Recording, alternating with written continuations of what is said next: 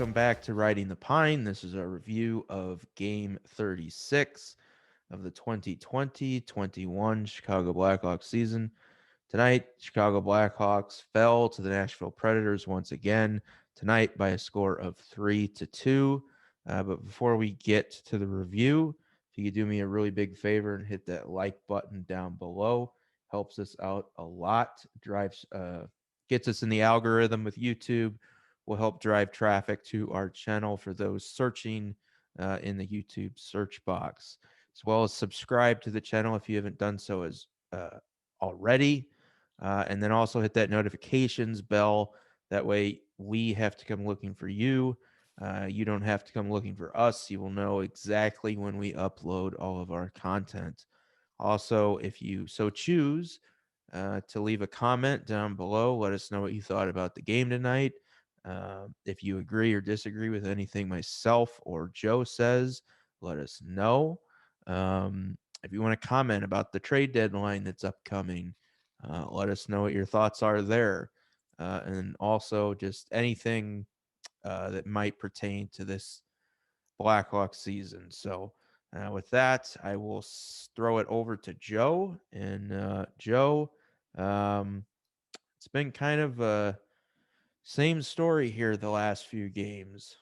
Yeah, Kyle, and I think, we Hawks fans, yeah, we've kind of gotten a deja vu, these last couple of games. Unfortunately, it's like, we're not coming out hot out of the gate and we're, kind of chasing the game. And, Debrincat kind of got us back into it, but just, like I had tweeted out earlier, it was, 5 out of 6, or probably six, maybe even 6 out of 6 goals that the Nashville Predators scored in these two games were pretty much gift wrapped by the Blackhawks, on silver platters. And, when you make the egregious turnovers that were made in this kind of a series, you're not going to win games. And unfortunately, the ones by Dach and haan and Camp, really put, the nail in our coffins the last, couple of games here. So, it's two games where we needed points and to not come away with any, and now having to go up against, one of the best teams in the league for the next two games in Carolina. I mean, it's not ideal to say the least. So I don't know. Yeah, the Blackhawks playoff hopes are dwindling as we speak. I bet Dom over at the Athletic with his playoff probabilities is probably updating those, and the Hawks are probably down to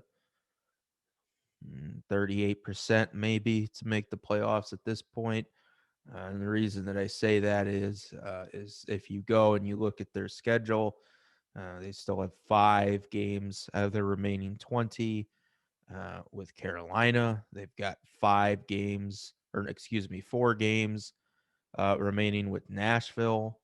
Um, it's you're when almost 10 of your last 20 games are against the team that just tied you that you haven't beat all year, and then a team that's 1 point away from having the best record in the league. That's not good. And the Hawks still are going to see Tampa Bay and Florida in their schedule as well. So, all things considered, it's not looking too good for the playoffs at this point for the Blackhawks, which, as I tweeted out, I think last night after we recorded, um, you know, it wouldn't be the worst thing if the Hawks missed the playoffs. This is still a developing team. If you miss the playoffs, your picks get better, and not just in the first round, but throughout the draft. So and maybe you win, maybe you get lucky again and you win the lottery. It's always possibility. But yes, the effort was not there again to start the game. That's concerning. That's 2 games, and that I don't know what that is. I don't know if that's because the team is young. I don't know if the coaching staff didn't have the team prepared. I don't know if they're just overworked and tired. I don't know, but Nashville knew if they won both games, they're in the playoffs. if the season ended today, Nashville's in the playoffs. Hawks are on the outside because Nashville owns the tiebreaker. So the Hawks just didn't get up for the games. Add in the fact that as Joe said, the Hawks beat themselves in both of these games. You had four egregious turnovers and then two defensive errors. One was a uh, just missed assignment, situational play on Boquist from last night. And then tonight, the haan didn't clear the blue paint. You can't have guys in the blue paint. And sure enough, the puck went in off their guy's skate, and that was it. And then, obviously, as Joe said as well, Dach's egregious attempted outlet pass to Kubalik in the third after Alex Debrincat. And give Debrincat credit. He single-handedly willed this team back into, the game. And, he unfortunately, Debrincat wasn't enough tonight. And, yeah, it's, I don't have much to say. I don't think Joe really does either. There's not much to say other than, you can't make mistakes like this. Right. No. And, I especially, like I said, tonight I think it was such a head scratcher because, Kirby Dach, I mean, not that I know he's been out most of the year, but I mean, it's hockey 101. You don't throw the puck up the middle of the ice in your own zone. And I think I was telling Kyle, Eddie Olczyk made, a point on the play that, Dach did look up and try to see what was there.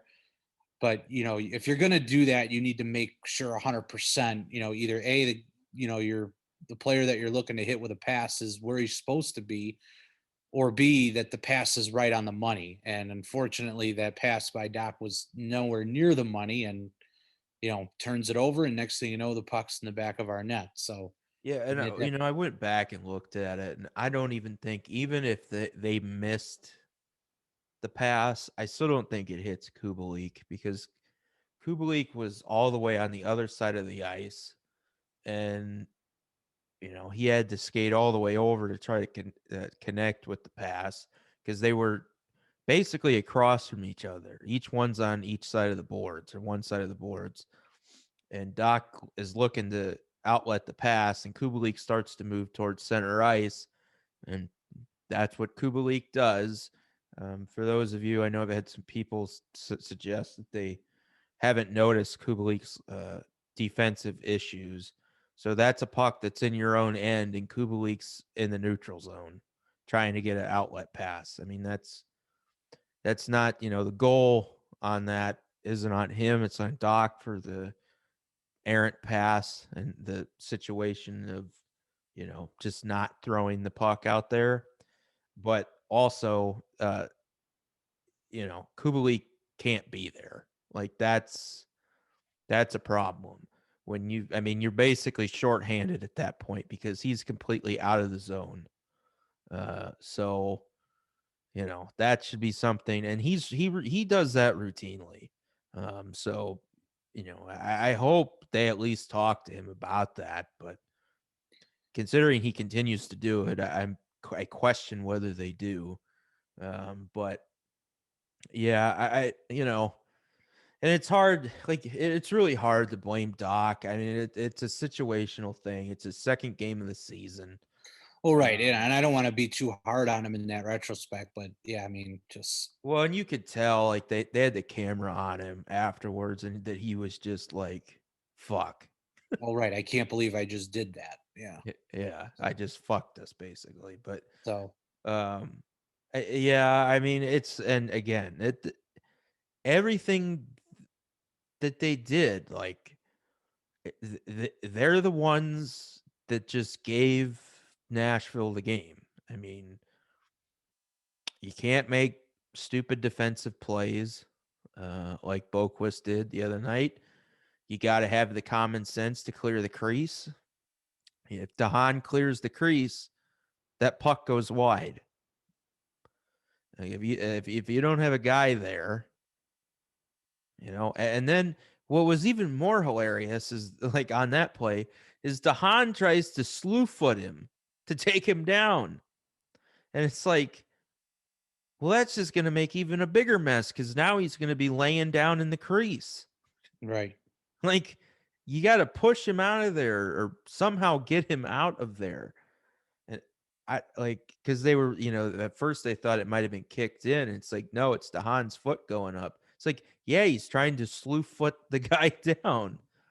And it's like, again, Dahan should know better. Dahan's had a couple really bad games. He had the turnover last night that led to a goal. He had that issue tonight.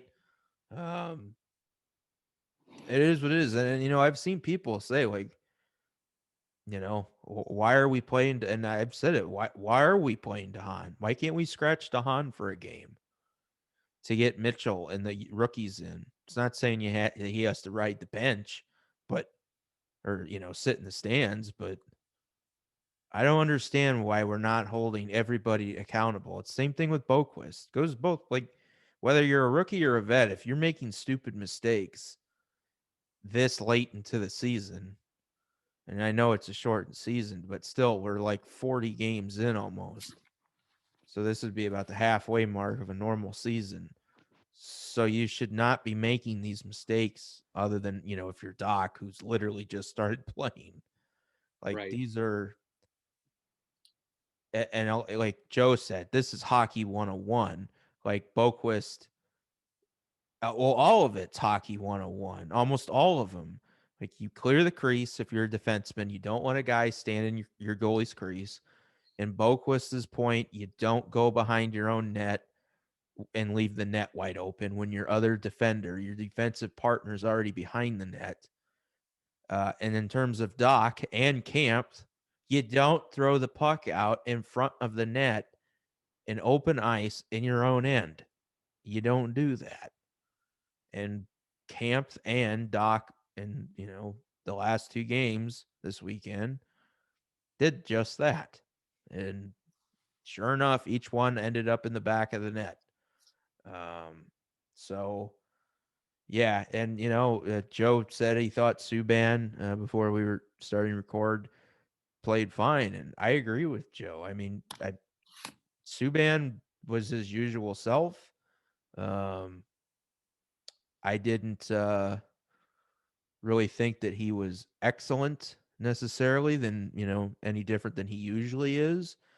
Rebound control is still a problem. There were some close calls, but none of the goals were on. Well, yes, I take that back. One of the goals, the first goal, was on him because he went behind the net and tried to play the puck up off the boards. It hit their player, and then it was turned over, and then the wraparound attempt, or I don't know, was it a wraparound attempt or kind of a shot from the goal line or whatever that somehow got past him? But I think it did. Was that the one that went in off Dahan and off his skate and no, behind so him? that one was the second one. So the Oh, that first was the second. one, Subban went behind the net and was trying to pass the puck off the boards to get it out.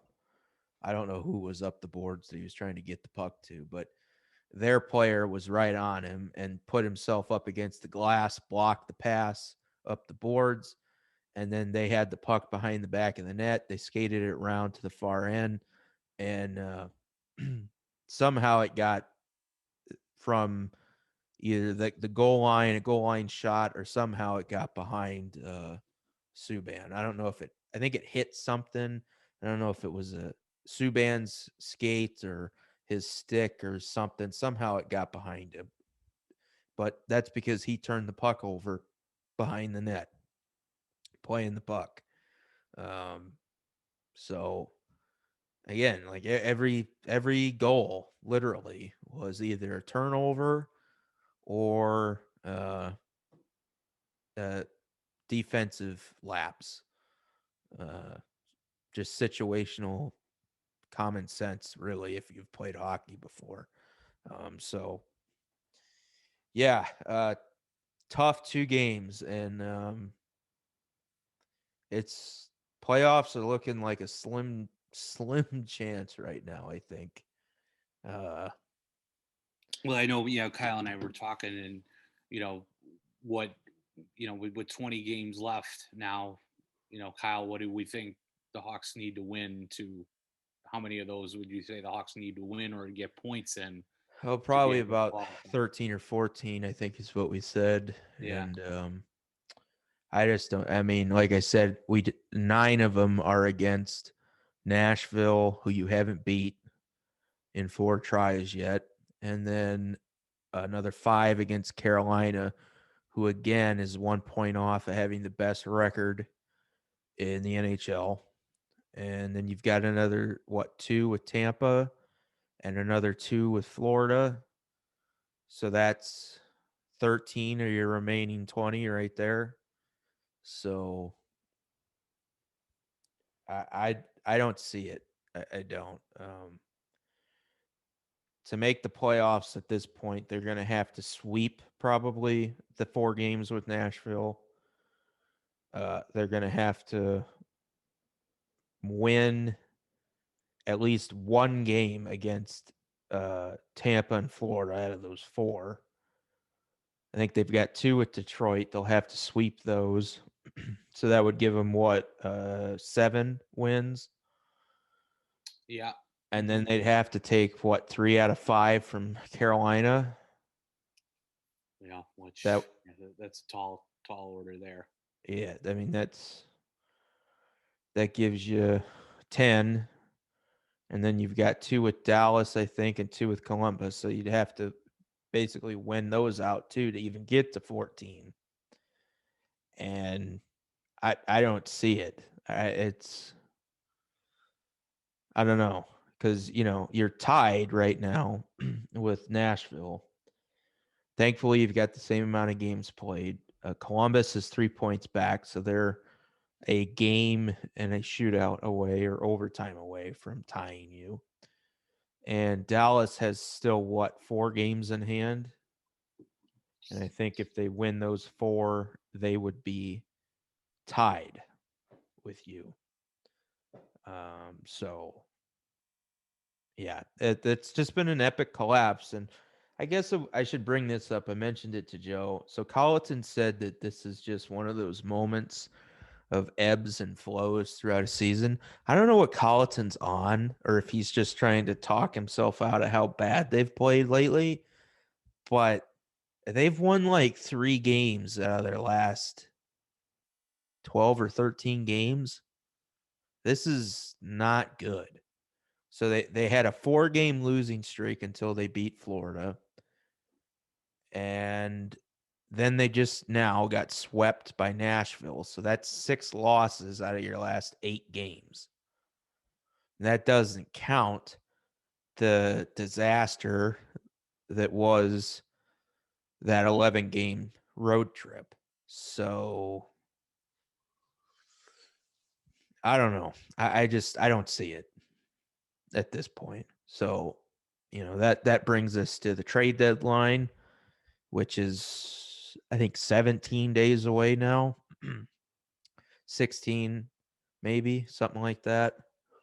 Yeah, the Hawks now. I just looked it up. Um, they're three. I think they're 3-8 in their last 11 games, going back to Sunday, March 7th. Yeah. So basically the start of the month almost. Yeah, Because they had 1 game prior to that? 2 games, prior, and they went. Okay. They went what did they go? Went 1-0-1 because they had a 3-game series against the Lightning. They lost in overtime. They beat them in a shootout, and then they lost in regulation. So Yeah.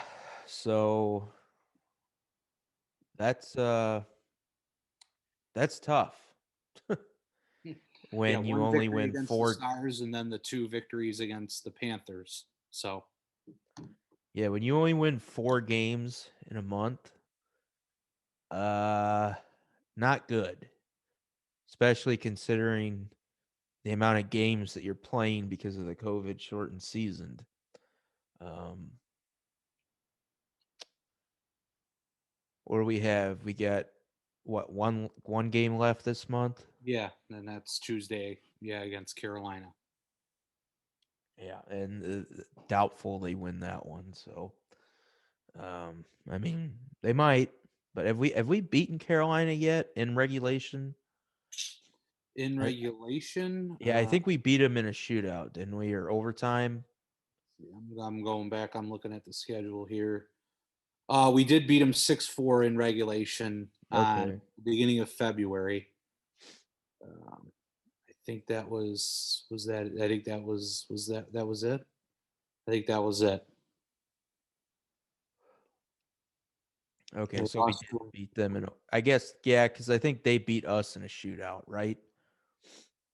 And then Yeah, that's what it looks like. I'm looking at the game. So we lost in regulation on February 19th.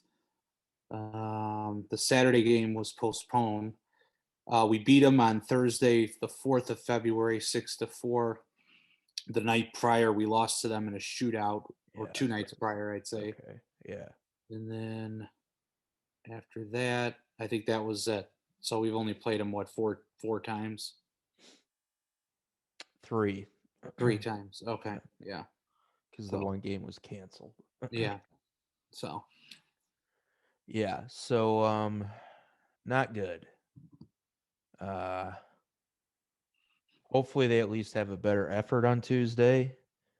Um I would think Lincoln gets the start. oh, well, I would guess. I didn't, while Subban, played okay tonight. He wasn't playing out of his mind. Like I said, I don't uh he was, his usual self, not his bad self. When he's bad, but tonight I guess he was his usual self. I'm still not convinced Subban's a backup goalie in this league either. But at least, I mean, maybe he's a backup on a really, really good team that can smother pucks, block shots, and control most of the play. That puck possession game we always talk about. Right. Um, but yeah, on a normal average to above average to a bad team, I don't think he's a NHL backup. But your backup's got to be a little bit better with rebounds, I think. Uh, and I just, it is what it is. I don't want to be hard on him, but I think that's an area that if I was Bowman, that I'd be looking at improving. And I think that is why they brought Nalimov over, who played his first game yesterday in Rockford. Didn't go well. I don't know what they did tonight, nor do I know if he played. I do know that Josiah Slavin did score tonight, his first goal in Rockford, and Mitchell assisted on that goal. So good on him for his first pro goal. Mitchell finding the score sheet's nice as well. Other than that, I don't know anything about that game. But yeah, I assume too, Joe, that we'll probably see Mitchell brought back up. Yeah, that's what I was going to ask you next. Do you think they bring back Mitchell for the game against Carolina? Probably. Was Bodana -3 tonight? I don't know. He was -1. Dach was -3. But again, I brought that up to Joe. You can't blame that on him. The one obviously uh egregious turnovers on him, but the other two goals were obviously on Dahan and then Subban. But Yeah, just I think that's the big thing. I mean, definitely that's got to be corrected before oh yeah, Tuesday. you can't do that. If you do that against Carolina, you're gonna get blown out. Yeah, so that's Um, just that's the key is to rectify these turnovers. So yep. They did, I guess. So I guess congratulations to Dylan Strome on the birth of his daughter tonight. He was out of the lineup, which forced, thankfully, Colleton to change lines. Unfortunately, he uh he didn't just change lines. He found Joe Quenville's line blender. Found it, dusted it off, and we had a bunch of strange lines tonight. Yeah, I sit here and I bitch about David Camp being in the top 6 and wanting to get somebody else up there, and then all of a sudden, Colleton's like, "Oh, you want the lines changed? All right, asshole." Yeah. Try these on for size. Yeah, 3 new lines or 4 new lines. It was Yanmark, Dach, and Kane, right? And then, oh God, I don't even know. I remember that Debrincat was Suter and Kubalik. Yeah. Again, probably not the smartest thing to do, Jeremy, and it must-win game to be like, oh, let's just throw everybody who hasn't played with each other new lines. So again, coaching could be better. I wasn't paying attention. I was kind of checked out a little bit tonight, but Hagel was not on the power play, was he? Not that I saw. Yeah, I didn't see him out there. I know he played another like 13 minutes tonight. So yeah, I don't know. I know Soderbergh got leveled too. I don't know. Looks kind of bad, but I think he kept playing through it. And then didn't Dach took a shot to the lower body too, didn't he, at one point? Yeah. Mm-hmm. Yeah, and he seemed to be okay, hopefully. God, wouldn't that be awful? Well, second game, it's like Kyle Schwarber for the Cubs. Oh, Dach just tore his ACL. That if that happened, that would be. It's like, well, this year's just cursed. Yeah, really. But yeah, I didn't bring this up, I don't think, last night, but when do you think Nylander's going to start skating? Yeah, I was curious if we've heard any update on him or if there's been any kind of, report of what he's doing or if he's on the ice or if he's not. That's Well, I know so. he's lifting weights and he's um, working on his balance and strengthening up his knee with the exercises that I saw him doing on Instagram. I think he just posted a new update last week, I think, which would seem, he's been working out now for about a month. So that would leave me to believe that he's got to be getting close to getting back on the ice. Not necessarily taking body contact, but at least to skating. I do expect him to play before this year's out, I would think. Maybe the last week of the season. But we'll see. I don't know. I do find it weird that we haven't had anybody ask about his progress. But we'll see. I don't really have much to add. We kind of talked about Lankinen probably being the starter on Tuesday. I think we both agree as well. Mitchell probably gets back into the lineup for Bodan. I assume Strom will be back by then. So do you think Highmore or probably Highmore comes out of the lineup, I guess? Would you agree Yeah, with that? that would be my guess. Yeah. Yeah. I guess that's a something we can talk about. So Highmore played 7 minutes and Carpenter only played 8.5. That's strange for Carpenter Yeah, it is. because he's usually, and again, I don't know if Jeremy was listening to us earlier this afternoon or at least listening to me, but that David Camp, Carpenter, Highmore line, like what happened to that? Like that was your best line consistently. And now the guys are lucky if they play 5 minutes. I'm confused.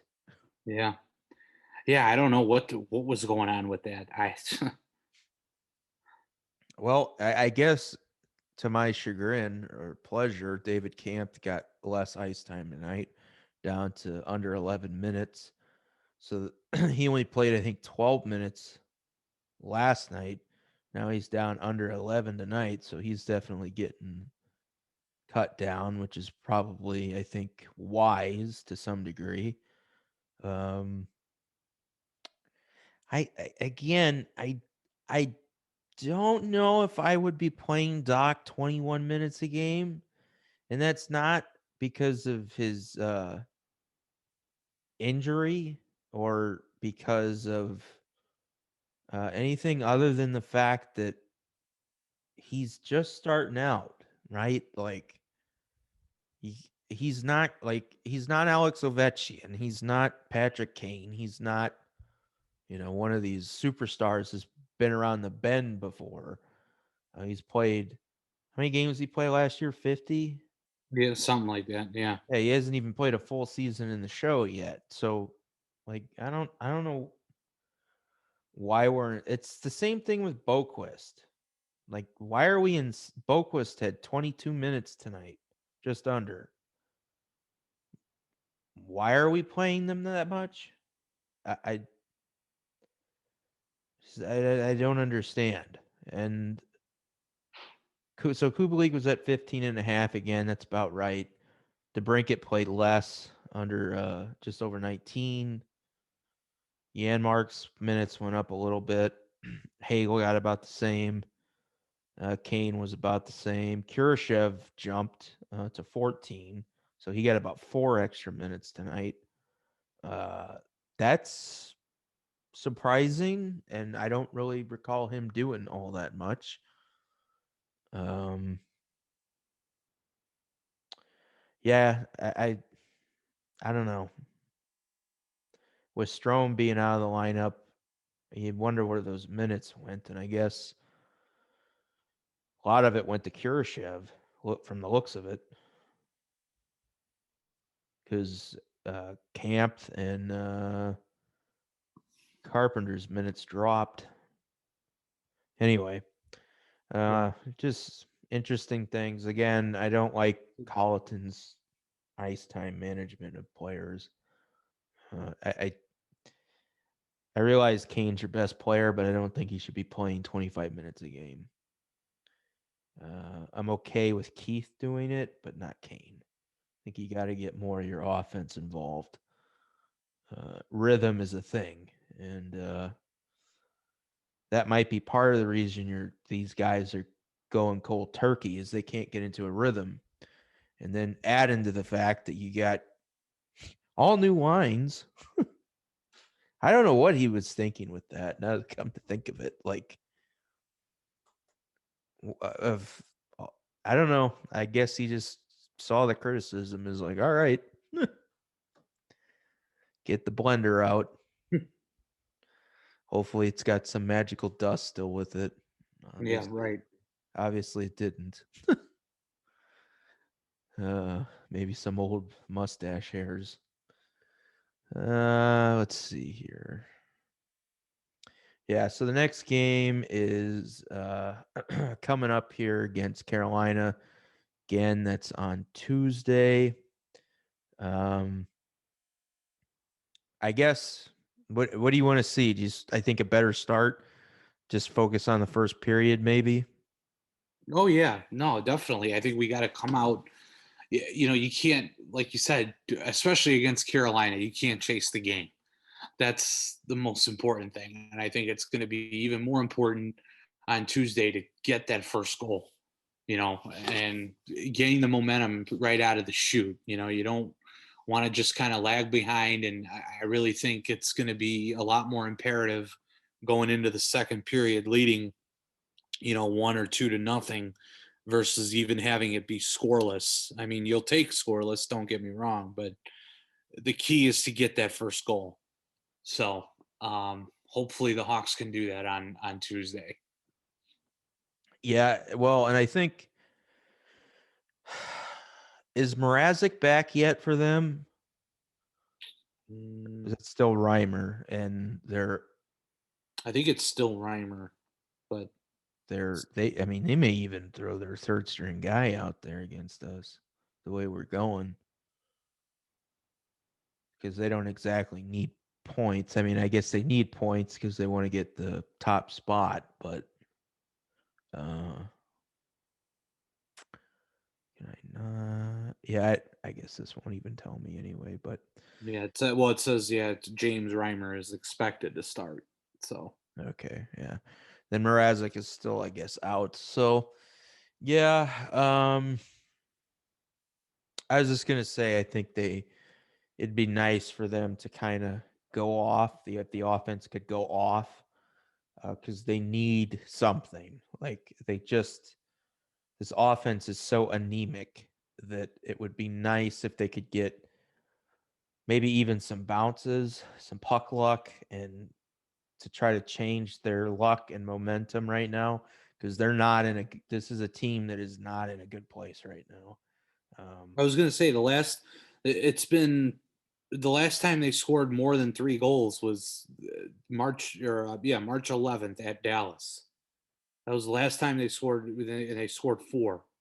So, but and they're it's just like you said, not scoring. We to only score more than 4 goals once in our last what 1, 2, 3, 4, 5, 7 9 games, I think. So Yeah, I mean, look, if you don't average at least three, preferably about 3.5 goals a game, you're not going to win at the NHL right, in this NHL. right, Um, so expect, and I understand it. Look, like the goaltenders are a lot better than they were 20 years ago, 30 years ago. Um, Teams are better defensively than they were back then, but you know, offensive players are better too. So it used to be most offenses, I think, were 2 to 3 players, where now it's much more spread out. So uh, at some point, I don't even think you remember back in the day, Joe, when they had like checking lines that were yeah. literally like, and Those usually, fourth lines, they were just bruising, and yeah, they were, and usually you had your enforcers. They'd probably be on the fourth line, but the third line in particular would be there just to beat the shit out of you right, and right. to wear you down. And those kind of started to go away about the turn of the last decade, about what, '09 maybe, Yeah, 2010. I'd say probably around that time period. Yeah, and then like the Derek Boogards and the Wayne Simmons and Brandon Prust and those guys were kind of the last of the ilk, I guess. Carcillo, um, Steve McIntyre was another old one. Even what it'd be Jamal Mayers. Yeah, yeah. But I kind of considered he was before their time though. Yeah, well, that's true. Like what Carcillo came in what about '05? Was it when he came into the league, Carcillo? He started with the Kings, didn't he? Let's see. Because he played for Philly, the Kings, the Hawks, Phoenix, and Philly, the Hawks, Phoenix. the Kings, and the Rangers. I fucking forgot he was with the Rangers. Hmm. Um, but yeah, so you had all those kind of bruising guys that would, I mean, even like Ben Eager, you could say is one of those guys, but those are gone, and now the offense is much more spread out. So it just puts the imperative on you that you have to score. Um, and me and Joe were talking again. I guess we haven't mentioned it on air, but if you don't know who Wyatt Kaiser is, you should just get in Twitter and do like a search for Wyatt Kaiser. Last name's Kaiz or Kaiser. Um, he played almost 60 minutes in the longest game in NCAA hockey tournament history. I think it was either the third or fourth longest game in NCAA history. But the longest game for hockey, 5 overtimes, played 60 minutes. If you search him, you'll find some clips of hits if you missed the game. But what was notable that I believe Elite Prospects put out tonight, and Joe tweeted it out. I don't think I did, but I did send it to a lot of people. In the entire 60 minutes that he was on the ice, University of Minnesota Duluth, that line, that defensive combo, gave up 1 scoring chance in 60 minutes. Yeah. Mind blowing. Yeah. Forget about the fact that, like just the fact that he played 60 minutes, then add in the fact that they didn't give up any scoring chances. Like, and that guy was a 3rd-round pick in this past year's draft. That's insane. But it goes to the point that we've been talking about. All these people on Twitter, and a lot of them are like Barstool Chief wanting to go and get defensemen. No. No. Like, and besides that, like, you think about all the money that they already have locked up in their defense. So you get Seabrook's not going anywhere. That's $7 million. Keith's what, 5.3, 5.5, something like that. Murphy is 4. Zadorov is 3.2, and Dach is 4.5. They got like $30 million in their defense. It's crazy. And so you don't want to add any more money to that. And then add in the fact you get all these defensive prospects. And, Jacob Galvis isn't a guy we even talk about. He's much more of a defensive-minded defenseman who's over in the Czech Republic. He's Czech. I think he's in Finland this year. Probably going to sign him very soon. Him and Lucas Reichel. But I think me and Joe counted, they've got about 8 B+ prospects on defense. You only need 6, and you're not going to get rid of all 6 that you already have. So, you only need, out of those 8, they only need 3 or 4 at most to work. Yeah. So, they're fine. And, we haven't even talked about the 18. I think he's 18 or 19. Krudel, who's in Rockford. I think he's played about 6 games, something like that. Or Phillips. Both of those guys were picks from this year's draft that are already in Rockford on AHL contracts. So, I really, really, really hope that Bowman and their scouting department are looking at this team's performance this year, are doing an organizational review of what they have, and sitting there going, oh boy, oh shit, we really need elite offensive players. Because all of their forward prospects are all depth guys. They're all bottom 6 guys. And you know what? Kurashev may end up being that too, and that's fine. But and Hagel may even end up being that as well. We don't know. It's kind of hard to say when you don't have any talent up front right now what they even are. But there's, other than Kayamov, who again is still 2 years away, and the jury's, he's not like a chip, blue chip prospect, if you will. But he's probably the only one that I can think of that they have the rights to anyway, who project, other than Reichel, that projects as a top 6 player, potentially. So they've got to restock that position. And it's weird.